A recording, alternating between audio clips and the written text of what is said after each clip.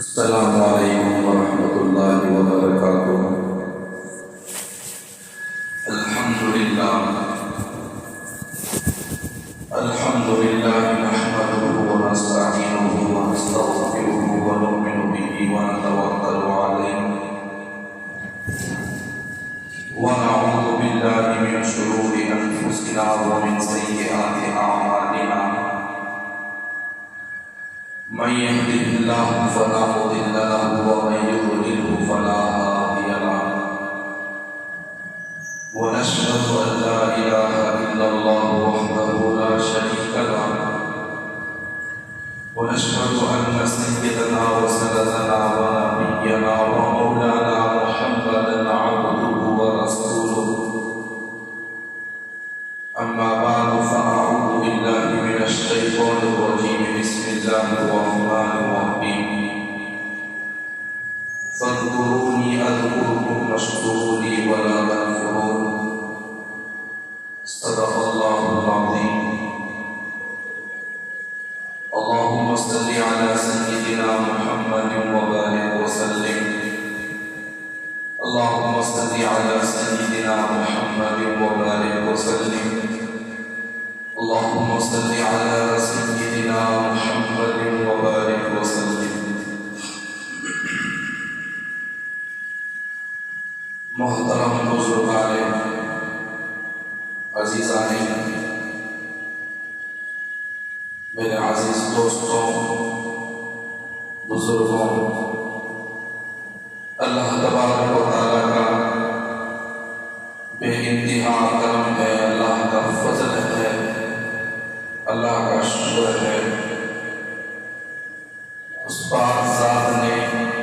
مجھے اور آپ کو اس بابرکت جگہ جمع ہونے کی، اللہ تعالیٰ کی عبادات کرنے کی اللہ ہمیں سعادت عطا فرمائی۔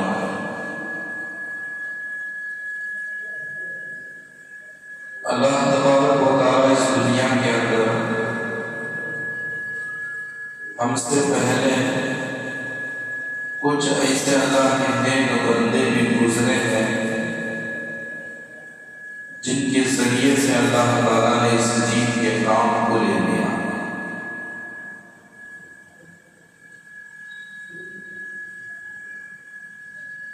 جیسا کہ مکہ مکرمہ کے اندر جو بیت اللہ، جس نے اللہ کے حکم سے حضرت ابراہیم علیہ السلام نے اللہ کی گھر کی تعمیر فرمائی تھی، اسی گھر کے اندر بتیں رکھ کر اس گھر کو ناپاک کر دیا تھا، 360 بتیں، اور وہاں کے جو پوجنے والے تھے اللہ تعالیٰ نے انہی کے ذریعے سے اللہ نے دین کا کام لے لیا۔ اسی لیے کسی کافر کو کافر کہنا بھی مناسب نہیں ہے۔ اللہ تعالیٰ کی ہمیں تعلیم ہے، کفر سے نفرت کرو، کافر سے نہیں، گناہ سے نفرت کرو، گناہ کرنے والے سے نہیں، شراب سے نفرت کرو، شرابی سے نہیں، زنا سے نفرت کرو، زنا کرنے والے سے نہیں۔ اللہ تعالیٰ نے جن چیزوں پر پابندی لگائی ہے، جن چیزوں کو اللہ تعالیٰ نے ہمیشہ کے لیے حرام قرار دے دیا ہے، ان چیزوں پر پابند ہونا، احتیاط کرنا میرے لیے بھی، آپ کے لیے بھی، تمام زندگی کا یہی اصول ہے۔ میرے محترم بزرگ اور دوستوں، میں ابھی کہہ رہا تھا حضرات کی خدمت میں، اس دین کے کام کو اللہ تعالیٰ نے غیر طریقے سے، غیر ضروری طریقوں پر اللہ تعالیٰ نے بہت سے نیک بندوں کے ذریعے سے اللہ نے اس کام کو لے لیا، اور اس جماعت میں حضرت عمر رضی اللہ تعالیٰ عنہ بھی ہیں۔ حضرت عمر رضی اللہ تعالیٰ عنہ کی سیرت ان کی زندگی کا اصول ہم نے کئی جمعہ سے اصول رکھے ہیں۔ یہ اللہ کا نیک بندہ وہ بندہ تھا، یہ وقت میں اسلام کا دشمن، نبی کا دشمن۔ دیکھیے اللہ کی تقدیر بھی دیکھیے، اللہ کے فیصلے بھی دیکھیے، اللہ تعالیٰ کے فیصلے، اللہ تعالیٰ کس حال میں کب کون سے وقت میں اللہ تعالیٰ بندوں کی زندگیوں کو بدل دیتے ہیں، واللہ عالم، اللہ ہی بہتر جاننے والے ہیں۔ اللہ کے نبی کو اور اسلام کو مٹانے کے ارادے سے نکل چکے تھے، یہاں ان کی تدبیر تھی، وہاں اللہ تعالیٰ کی تقدیر تھی، یہاں ان کی سازش تھی، وہاں اللہ تعالیٰ کی حکمت تھی۔ جس نبی کو قتل کرنے کے ارادے سے نکلے اور وہی عمر اللہ کے نبی کے غلام بننے ہیں، اللہ تعالیٰ نے کیا کام لیا۔ اسی لیے کبھی کسی کو ظاہری حالات کو لے کر کبھی کسی کو حقیقت نہیں سمجھتا۔ ظاہری حالات کے اعتبار سے وہ چاہے کمزور ہوگا، دکھنے میں وہ آدمی نفرت ہوگی، گن آئے گی، لیکن کبھی بھی ظاہری حالات کو دیکھ کر کبھی کسی کو حقیر نہ سمجھو۔ پتا نہیں کہ ہم سے کہیں زیادہ اللہ تعالیٰ اس بندے کو چاہتے ہوں گے، ہم سے کہیں زیادہ اللہ تعالیٰ اس بندے کو دین کا نام دینے والے ہوں گے۔ اللہ کی تعلیم ہے بھی، اللہ کی تعلیم ہے، کسی کو حقیر نہیں سمجھنا چاہیے ظاہری حالات کو دیکھ کر۔ تو حضرت عمر رضی اللہ عنہ کی تقدیر دیکھیے، اللہ نے کیا مقام اور اللہ نے اسے دین کا کام کیا کیسے لیا۔ اسی لیے آپ حضرت محمد رسول اللہ صلی اللہ علیہ وسلم نے یہ بات کہی تھی، لو کان بعد نبی لو کان عمر، میرے بعد کوئی نبی نہیں آئے گا، میں ہی آخری نبی ہوں، میرے بعد نبیوں کا سلسلہ ختم، قیامت تک کوئی نبی نہیں آئے گا۔ آپ علیہ السلام یہ جملہ کہہ کر آگے فرمانے، لو کان بعد عمر، اگر خدا نہ خاصہ اللہ تعالیٰ میرے بعد اگر کسی نبی کو بناتا، کسی نبی کو چنتا، منتخب کرتا، تو میرے بعد عمر ہی کو اللہ تعالیٰ منتخب کر دیتا۔ کیوں؟ اس لیے کہ وہ توحید کے ایسے موحد بنے، ایسے موحد بنے۔ یہ دور وہ تھا جو ناپاک سازشیں، اسلام کو مٹانے کے ناپاک سازشیں، نبی کو مٹانے کے نعوذ باللہ ناپاک سازشیں۔ اللہ تعالیٰ نے ایسے بندے سے اس دین کا کام لیا، توحید کے ایسے موحد بنے۔ حجر اسود ایک مرتبہ اس سے مخاطب ہو کر کہنے لگے، اے حجر اسود، میں جانتا ہوں کہ تو پتھر ہے، میں جانتا ہوں کہ تو پتھر ہے، نہ تو دوسروں کو فائدہ پہنچا سکتا ہے، نہ تیرے اندر دوسروں کو نقصان پہنچانے کی تیرے طاقت ہے۔ اگر میں اپنے آنکھوں سے میرے اور آپ کے آقا حضرت محمد مصطفیٰ صلی اللہ علیہ وسلم کو تجھے استعلام کرتے ہوئے، تجھے بھروسہ دیتے ہوئے اگر ان آنکھ کو نہ دیکھی ہوتی تو میں تجھے یہاں کب سے ہی اٹھایا ہوگا۔ آج ان کے احترام پر اور ان کے احترام پر، ان کے استعلام اور ان کے بھروسہ دینے پر آج میں تجھے بھروسہ دے رہا ہوں۔ توحید کے کیسے موحد بنے، توحید کے کیسے موحد بنے، اللہ نے کیسے دین کا نام لیا اللہ تعالیٰ نے۔ تو میرے محترم بزرگ و دوستوں، 26ویں پارے کی ایک آیت ہے، اللہ تعالیٰ نے اس سورت کے اندر، اس آیت کے اندر ایک واقعے کی اللہ تعالیٰ نے پس منظر بیان فرمائی۔ تقریباً میں اور آپ کے آقا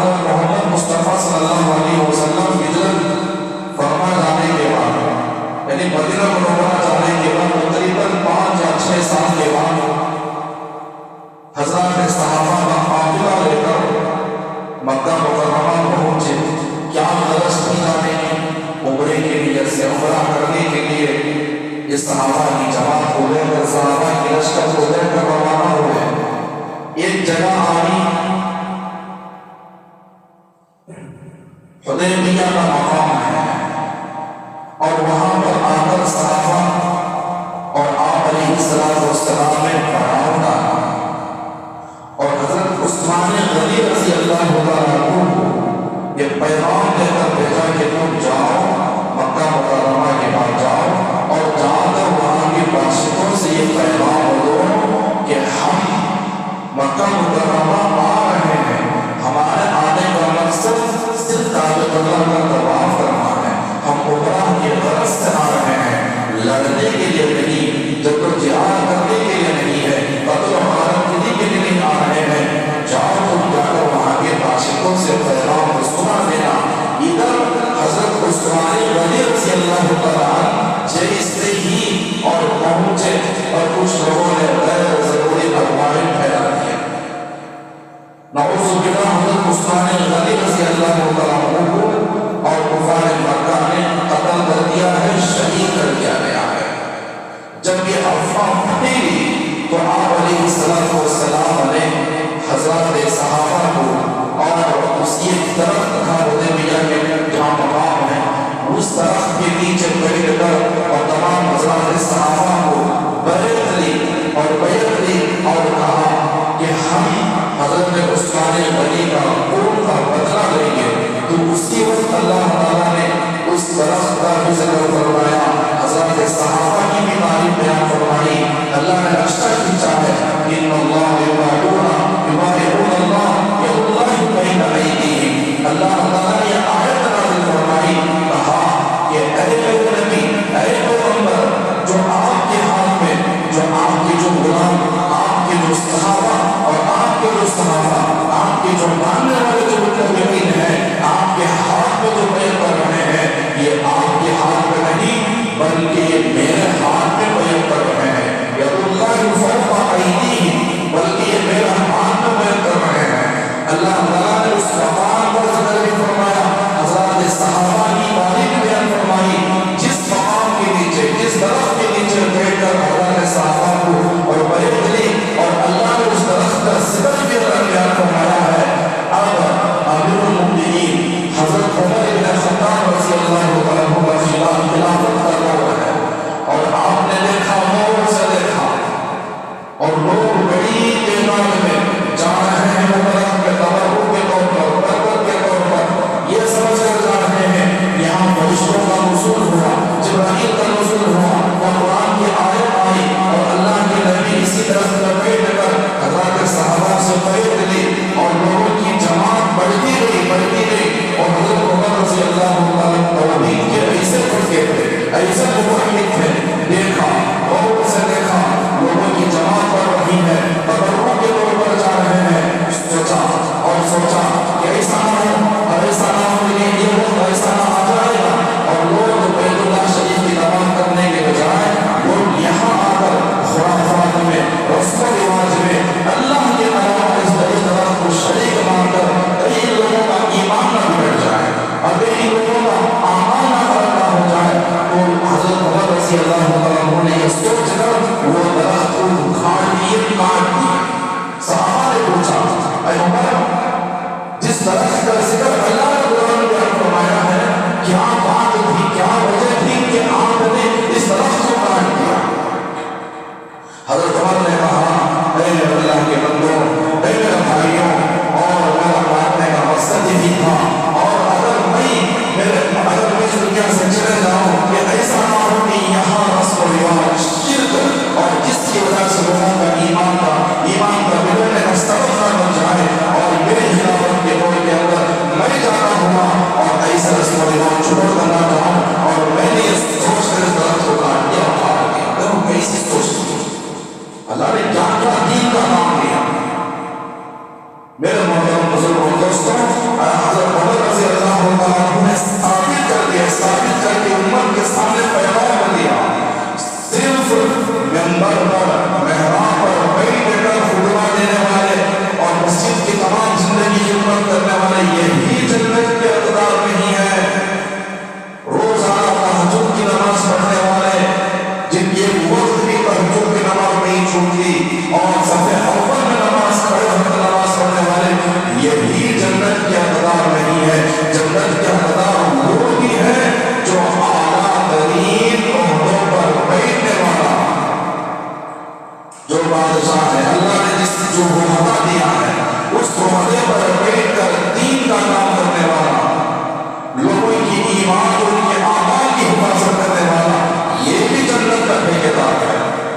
کیسے کیسے انجام کے کیسے کیسے کارنامے حضرت عمر رضی اللہ تعالیٰ عنہ نے دیے اور اللہ نے کیسے دین کی خدمت اللہ نے ان سے لے لیا.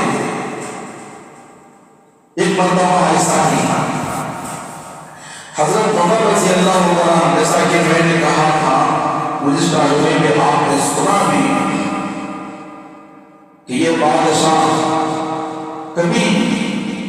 چین کے دن نہیں سوتے تھے. راتوں کو اٹھتے بھیس بدل کر گھروں کا محاسبہ کرتے تھے, نگرانی کرتے تھے کون کس حال میں کیا ہے, بیچارہ کون غریب کس مجبوری میں ہے,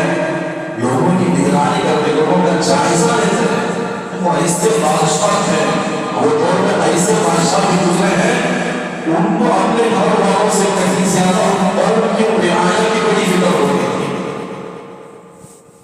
تو ایسا ہی ایک مرتبہ حضرت عمر رضی اللہ تعالیٰ عنہ کو دین کے جو باشندے ہوتے ہیں ان کی عاجزی دیکھو, ان کی تواضع دیکھو اور ان کی انکساری دیکھو, جس سے وہ اللہ کا نام ان کے سامنے آ جائے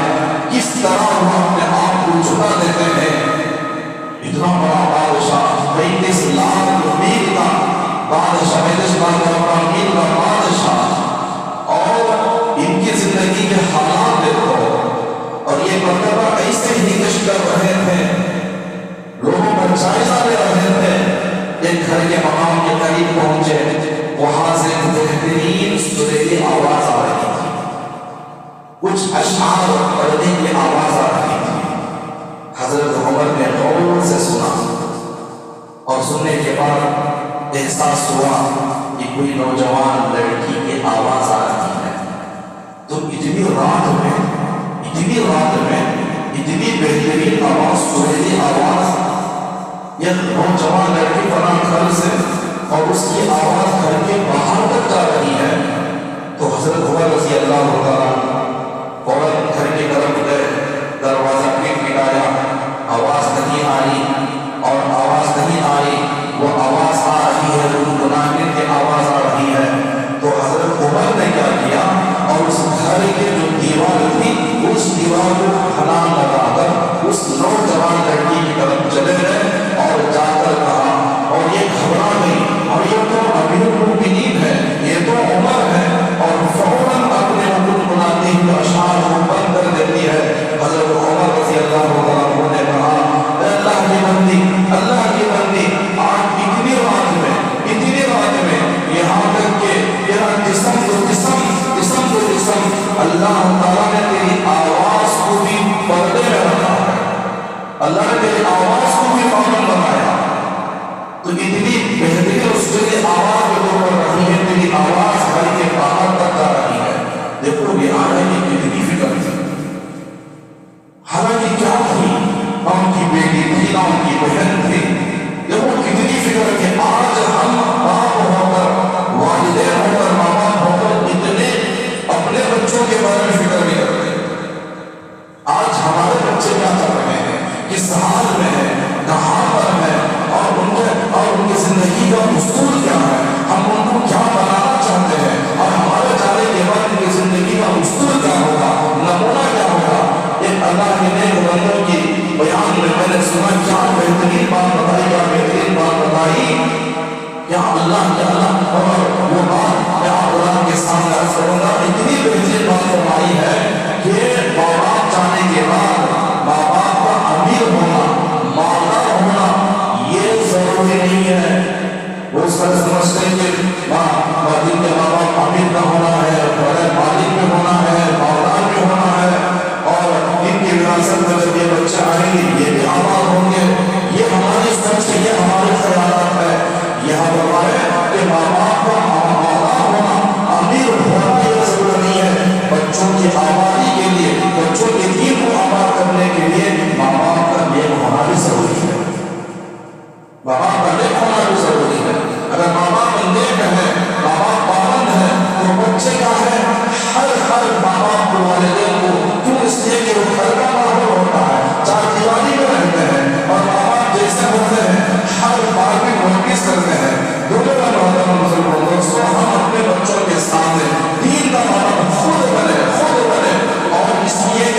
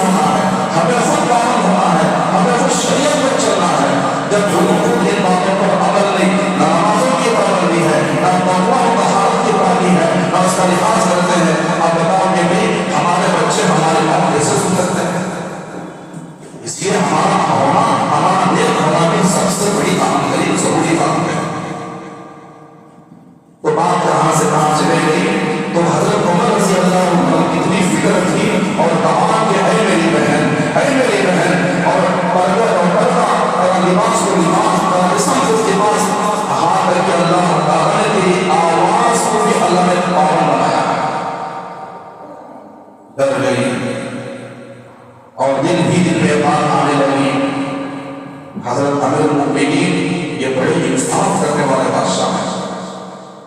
میرے دل میں کچھ باتیں آ رہی ہیں، اگر میں ان سے کہوں یہ انصاف کا معاملہ کریں گے، یہ زبردستی نہیں کریں گے، جیسا کہ آپ کے آج کے بادشاہوں کا محال بھی یہی ہے، جب وہ کوئی شریعت کے خلاف کام یا کوئی قانون کے خلاف کوئی کام کرتے ہیں، آواز اٹھانے والا آواز اٹھایا جاتا ہے کہ فلاں بادشاہ نے فلاں رعایا نے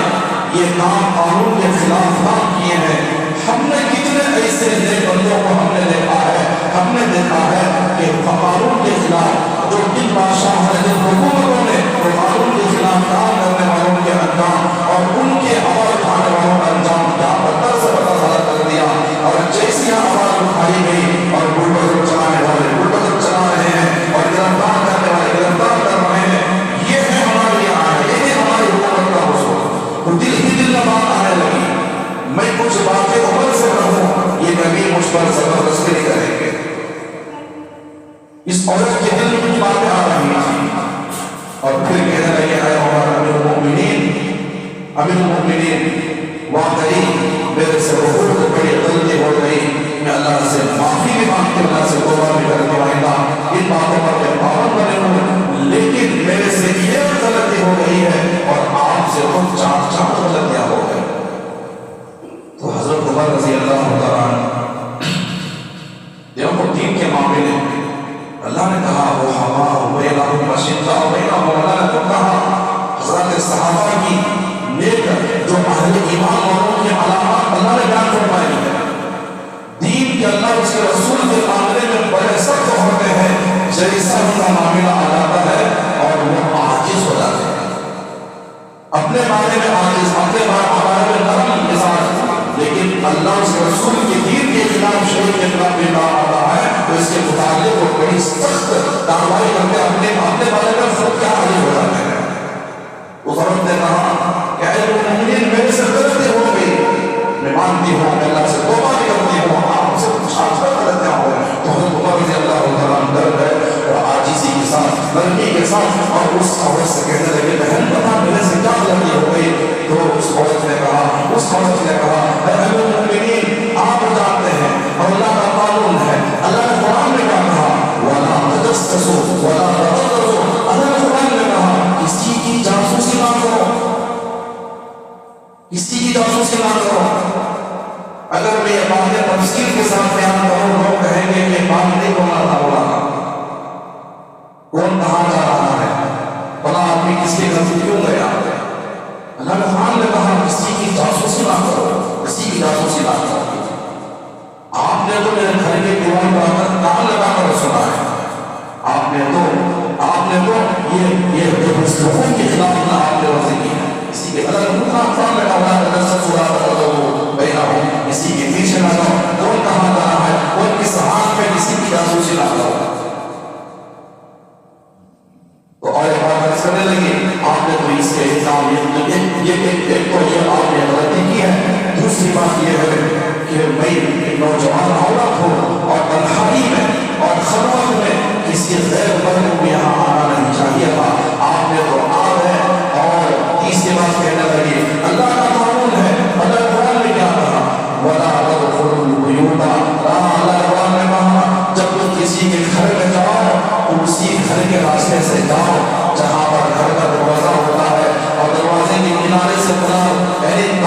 دیواریں پلان ہو کر اور غیر راستے سے نہ جاؤ، اسی راستے سے جاؤ جہاں گھر کا راستہ ہوتا ہے۔ آپ نے بھی قانون کو بھی آپ نے توڑا۔ چوتھی غلطی یہ ہے لا تدخلوا البیوت، جب بھی تم کسی گھر میں داخل ہونے سے پہلے اجازت مانگو، سلام دو، اجازت مل جائے گی تو فوراً سے گھر میں داخل ہو جانا۔ آپ نے تو چار غلطیاں کی ہیں، تو بس یہ کہنا تھا۔ حضرت عمر رضی اللہ عنہ کی آنکھوں میں آنسو آ گئے، بہن میں مانتا ہوں دیکھو دین کے معاملے میں اگر ہمارے سے کوئی غلطی ہو جاتی یا ہمیں کوئی دین کے خلاف کوئی کام کرتے یا شریعت کے خلاف کام کرتے، یہاں اگر حق بات بولتے ہیں تو یہاں بولنے والوں پر بھی پابندی، یہ بات نہیں بولنا تھا بولتی ہے، سود کے عنوان پر بیان نہیں کرنا تھا کر دیے، چوری کے عنوان پر بیان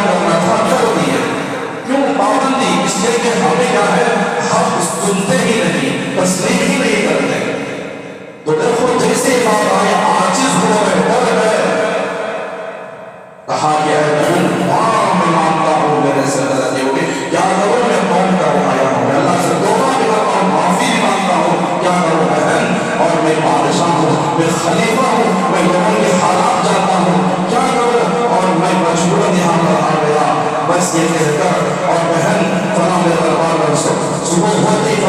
میرے دربار پر آ جانا، یہ کہہ کر وہاں سے چلے گئے۔ وہ عورت آتی ہے، عمر رضی اللہ عنہ نے پوچھا، اے میرے بہن بتا، تم وہ سوری آواز جو پڑھ رہی تھی، گنگنا رہی تھی، وہ کیا تھا، کس کے بارے میں؟ اس عورت نے کہا، اے امیر المؤمنین، میری شادی ہو کر صرف 2 ہفتے ہو گئے ہیں، 2 ہفتے ہو گئے ہیں، میرا شوہر دین کے سرحدوں پر، دین کے معاملے پر اور جہاد کے لیے اور سرحدوں پر گیا ہوا ہے، میں اس کی یاد میں، اس کی محبت میں وہ اشعار پڑھ رہی تھی، بس یہ کہنا تھا، بس یہ بات آئی، اور حضرت امیر المؤمنین نے کہا کیا اس ایک عورت کی ایک بات پر قانون کو بتا دیا، فوراً اور آئے سے حکم نے خطہ والے کو بھیجا کہ جاؤ اسلامی سرحدوں پر دین کی محافظ بن کر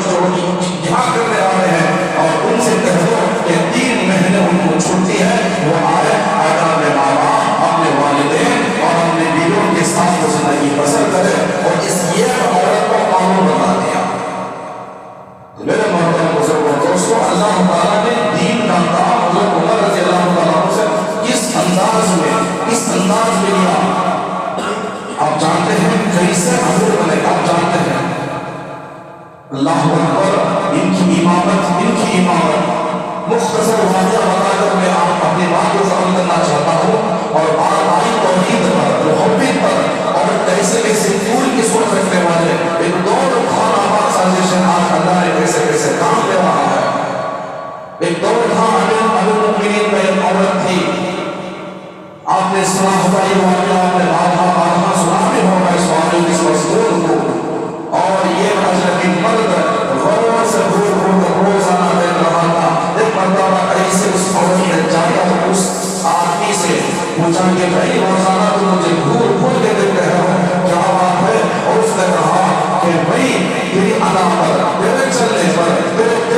پر اور تیری خوبصورتی پر دیکھ کر میں فدا ہو چکا ہوں، اور میرے دل کے اندر تیری محبت ہے، تیری محبت کے علاوہ کسی کی محبت نہیں ہے، بس یہ کہنا تھا۔ اس نے کہا اچھا میری محبت ہے، یہ کام کرنا، اچھا اتنی محبت کرنے والوں، میری محبت کے لیے تم ہر چیز کو قربان کر سکتے ہو؟ اس نے کہا ہاں، میری جان دینے کے لیے تیار ہوں، اور اس نے کہا ایک کام کرو، جان دینا تو دور کی بات ہے، میری ایک شرط ہے، وہ شرط کیا ہے؟ 40 دن جا کر حضرت عمر رضی اللہ عنہ کے پیچھے امامت کر لینا، ان کی امامت میں اہتمام ہے اور نماز پڑھ لینا، اور بس یہ کہنا تھا، یہ کوئی بڑی مشکل کام نہیں ہے، اور مرد کہنا ہوا آئے، کیا امامت تھی، آج یہاں یہ درکار آج بڑے ائمہ آج ایسے ادا نہیں کر سکتے، اور کیسی امامت تھی، اور وہ 40 دن گیا، سنہ مکمل کر کے نماز پڑھ کر آیا، اور جب آ رہا تھا نظریں جھکی ہوئی تھی، اور بالکل کیا شرم تھا، حیا تھی، اور اس نے کہا وعدہ کیا تھا 40 دن کے بعد میں یہیں پر تجھے ملوں گی، اور 40 دن تک تو جاگو اس کی امامت کے پیچھے نماز کر کے آنا، اور دیکھو اللہ نے کیا امامت، کیا شرط عطا فرمائی تھی، کیا اللہ نے مقام عطا فرمایا تھا، اور دیکھو اسی کے ذریعے کسی کو حقیر نہ سمجھو، پتہ نہیں اللہ ہم سے کئی سارے بچوں کو دین کا نام لینا پڑ جائے۔ میرا محترم بزرگوں دوستوں، ہم 40 دن کے بعد آ رہا ہے، بالکل نظریں جھکی ہوئی ہے، اور اس عورت آواز دے کر کہہ رہی ہے کہ بھائی ارے دیکھو ہم نے تیرے وعدے کے مطابق یہاں پر کھڑے ہوئے ہیں۔ اس نے کہا کہ بہن وہیں پر تو پہچانا، خدا کی قسم یہ حضرت عمر کی امامت نے اللہ نے میرے دل کو اللہ کے تعلق جوڑ دیا۔ یہ تھے میرے محترم بزرگوں دوستوں، یہ تھے دن کے بھائی، یہ تھے دن کے لیڈر، تو ان کے نقش قدم پر چلے۔ اللہ تعالیٰ نے کیسے دین کا کام لیا ہے، اللہ سے دعا فرمائیں کہ اللہ تعالیٰ ہم کو بھی، ہمارے بچوں کو بھی ان کے نقش قدم پر چلنے کا اللہ ہمیں توفیق عطا فرمائے۔ اللہ ہمیں سننے سے کہیں زیادہ عمل کرنے کی توفیق عطا فرمائے۔ آمین وما علینا الا البلاغ۔